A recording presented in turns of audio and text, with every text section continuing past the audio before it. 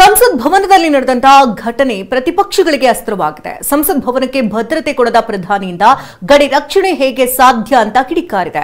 ರಾಷ್ಟ್ರಪತಿ ಅಂಗಳಕ್ಕೂ ದೂರು ಕೊಂಡೊಯ್ಯೋದಕ್ಕೆ ನಿರ್ಧರಿಸಿದೆ.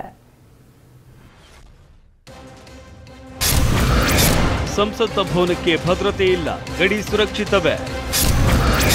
ಭದ್ರತಾ ವೈಫಲ್ಯದ ಬಗ್ಗೆ ಕೇಂದ್ರದ ಕಾಲೆಳೆದ ಸಿಎಂ ಸಿದ್ದು. ಸಂಸತ್ ಭವನದ ಭದ್ರತಾ ಲೋಪ ರಾಜಕೀಯ ಜಟಾಪಟಿಗೂ ಕಾರಣವಾಗಿದೆ.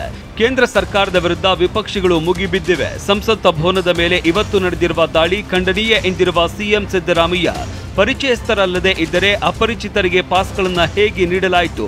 ಪಾಸ್ ನೀಡಿದ ಸಂಸದರನ್ನ ವಿಚಾರಣೆಗೆ ಒಳಪಡಿಸಬೇಕು ಅಂತ ಒತ್ತಾಯಿಸಿದ್ದಾರೆ. ಅಲ್ಲದೆ ಸಂಸತ್ ಭವನವೇ ಸುರಕ್ಷಿತವಾಗಿಲ್ಲದಿರುವಾಗ ಗಡಿ ಸುರಕ್ಷಿತವಾಗಿರುತ್ತಾ? ಈ ಪ್ರಶ್ನೆಗಳಿಗೆಲ್ಲ ಉತ್ತರಿಸಬೇಕಾಗಿರುವ ಹೊಣೆ ಪ್ರಧಾನಿ ಮೋದಿಯವರದ್ದು ಎಂದಿದ್ದಾರೆ. ಸದನಕ್ಕೆ ಲೋಕಸಭೆಗೆ ಇರೋದಿಲ್ಲ, ಸಂಸತ್ತಿಗೆ ಇರೋದಿಲ್ಲ, ವಿಧಾನಸಭೆಗೆ ಇರಲ್ಲ, ವಿಧಾನ ಪರಿಷತ್ಗೆ ಇರಲ್ಲ.